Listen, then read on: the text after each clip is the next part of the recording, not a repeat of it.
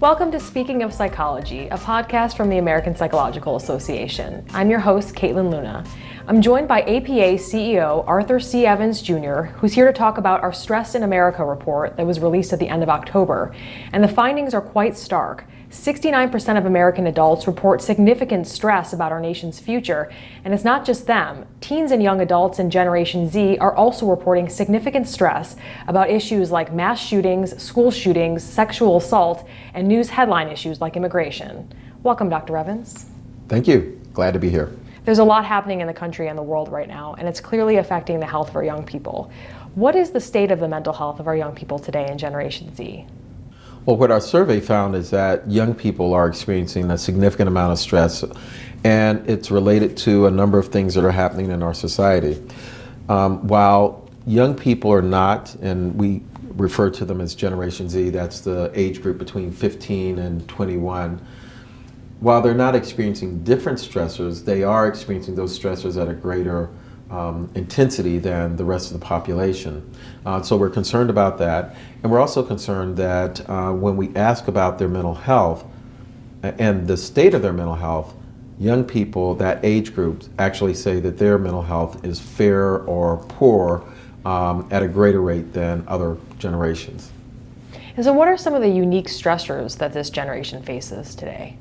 One of the things that we're concerned about is that while Generation Z is experiencing the same things as older generations, they are not as equipped to deal with that. First of all, from a developmental standpoint, our executive functioning, the part of the brain that controls that, isn't fully developed until age 25.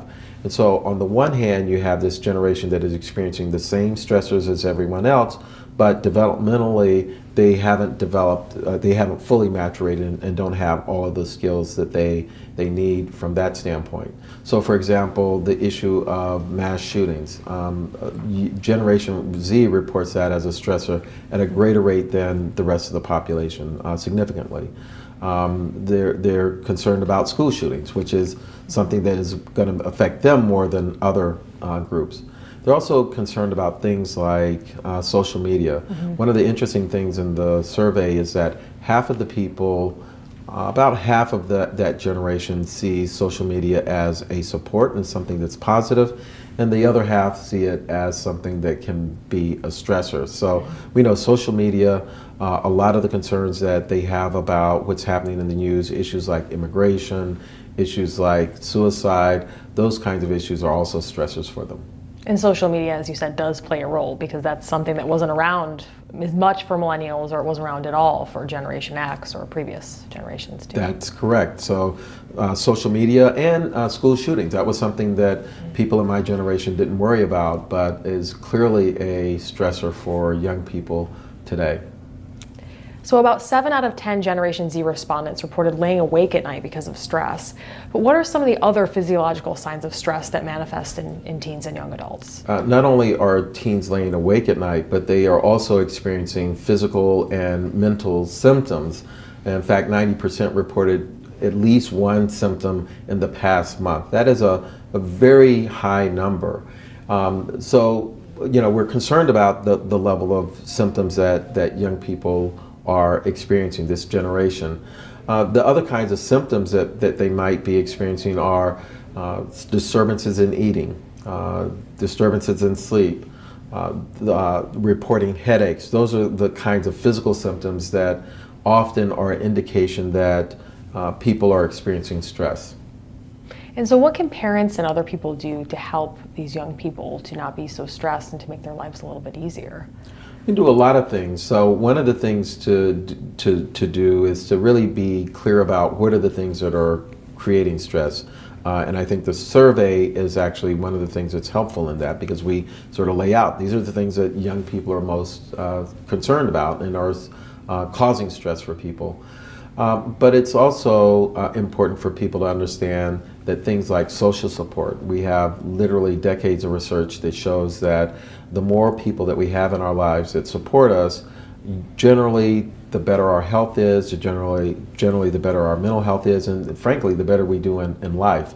And so we can be much more intentional about making sure that we are including people in our lives when we are going through very stressful periods. Social media, we talked about social media. Social media, again, can be a help or it can be something that causes stress, particularly when people are bullied through social media. So being able to limit that and to control that is an important way of managing stress. And then there are things that we can all do to just take care of ourselves. Getting enough sleep, eating right, exercising, those kinds of physical activities actually help us manage the level of stress that we're experiencing. And one bright spot the study found is that Generation Z is more likely to go see a therapist than millennials. So is that a sign that the mental health stigma is going away? Wouldn't go there yet in terms of is mental health stigma going away. We know that mental health stigma is very powerful. It is universal. I was at a recent international conference, and the same kind of stigma that we have in the US is really reflected around the world. So this is much bigger than even the United States. I do believe, though, that this younger generation is much more open to receiving services, and in fact our survey says that. It says that they're more likely to be open to receiving mental health services. And so I think that there is a glimmer of hope that people are becoming more open to receiving mental health services, that there's less stigma around those, around that generation and around these issues. But we do have a much bigger problem in our country, and we have to be very concerned about how do we reduce the stigma and start to view mental health issues in the same way that we view physical health issues. So only slightly more than half of Generation Z respondents said they were likely to vote in the midterm elections. Now we're past the elections now, but what does that say about why this generation chooses not to be active in politics? Well, I'm not a political scientist, but what we do know is that the older people are, the more likely they are to vote. And so Generation Z is not different than previous generations in that sense. We do also know that this generation is a little more likely to vote than previous generations in that age group. So I think there's a little good news there that it looks like the trend is towards them being more active. The fact that they're not voting is not atypical. One of the things that I think that is good about this generation is that you see a level of activism that we haven't seen in this generation in the past. We saw that around the issue of school shootings. We see that around other issues. And so one of the things that we know is that the more engaged you are around issues that you are feeling stress about, the more likely it is that you are able to manage that stress effectively. And so by voting, by being engaged in the political system, those are ways that actually help all of us deal with stress more effectively. And moving on to adults, in this survey compared to last year, the overall stress for adults went up significantly. So what does that tell us? Well, what it says is that people are really feeling the effects of the environment, the political environment, the social environment. We were surprised last year when we saw 63% of Americans saying that they were stressed when it came to thinking about the future of the country. That number went from 63% last year to 69% in the current survey. And so it means that the current environment isn't getting better. It also could mean that people are being more sensitive to it, but I suspect that it has more to do with the environment changing and becoming more entrenched around some of the incivility that we've seen as opposed to people being just more sensitive to that. Okay. And about a quarter of all people who responded to the survey said discrimination was also a source of stress, and that was close to half of African American adults and 1/3 of Hispanic adults. And which was surprising is that this rate is the highest since the question was first added to the survey in 2015. So can you speak to the challenges facing minority communities and people of color? Well, minority communities, people of color have historically rated and experience more stress than other parts of the population. So that's pretty consistent. The results of this survey are showing that, and I think reinforcing this idea that the current political environment, the current social environment is having an effect in terms of people's stress levels. So not unexpected, but I think we have to be concerned then again about the current political environment, the current tone that we're in, because that is having an impact on Americans in general, but also on minority groups in particular. And so overall, you advise people to seek out social supports, to get sleep, exercise, take care of themselves. Are there other coping strategies that you suggest for teens and adults? Well, I think it's very important to actively be engaged around the issues that people have concerns about and stress about.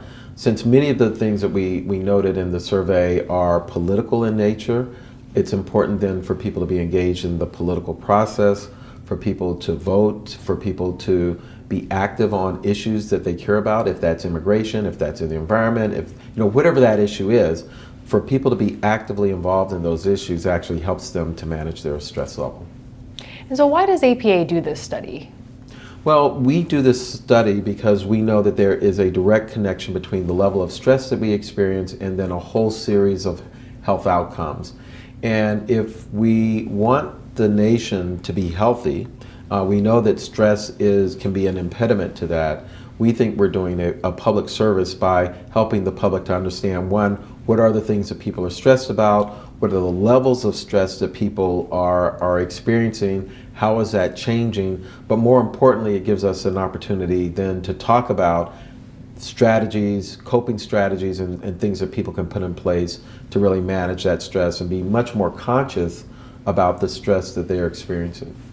And APA always offers plenty of resources on a variety of topics like stress in America, or postpartum depression, how to talk to children about traumatic events. So, what does APA and psychologists around the country, what role do they play in helping ease people's stress?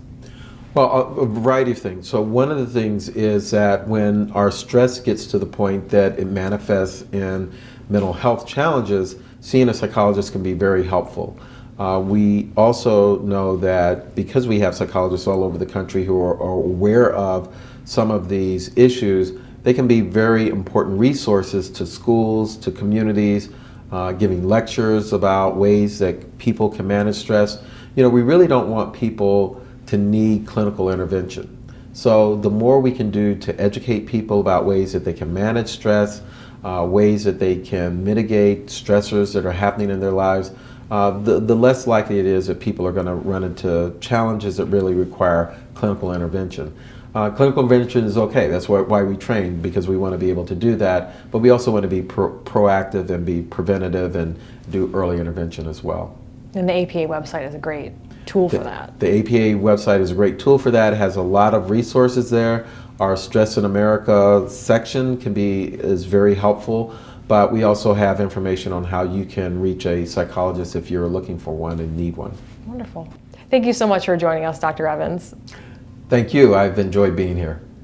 If you want to learn more, please visit stressinamerica.org. If you've been a longtime listener or viewer or are new to our show, please consider giving us a rating or write a review. We'd really appreciate it. We also like to hear from you directly, so if you have any questions or comments, please email me at kluna@apa.org. That's KLUNA@apa.org. Speaking of Psychology is part of the APA Podcast Network, which includes other great podcasts like APA Journals Dialogue and Progress Notes. You can find our podcasts on iTunes, Stitcher, or wherever you get your podcasts. You can also visit speakingofpsychology.org to view more episodes and to see resources on the topics we discuss. I'm Caitlin Luna for the American Psychological Association.